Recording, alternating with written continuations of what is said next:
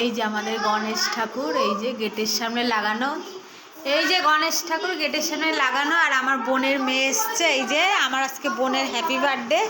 ওই যে বলছে হ্যাপি বার্থডে, এই যে কেক নিয়ে এসেছে, আবার কেক কেটেছে, এই যে কেক নিয়ে এসেছে। আর আমি রান্না বসাই দিছি, ডিমের ঝোল করবো। এই যে পটল আলু ফ্রিজ থেকে বার করে রাখছি। আর এই যে ভাত হইয়া গেছে, আর এই ডিম আলু সিদ্ধ বসাইছি, হয়ে গেলে আপনার সঙ্গে শেয়ার করবো। এখন বাসন মাজা হয় নাই, শুধু পূজাটাই দিয়ে আইছি। নিচের কাজটা সব হয়ে গেছে, শুধু আমার জন্য বাসন মাজাটা রইস করছে। রাজার হেডফোন নিয়ে, এটা কি হচ্ছে, গান হচ্ছে হেডফোন নিয়ে।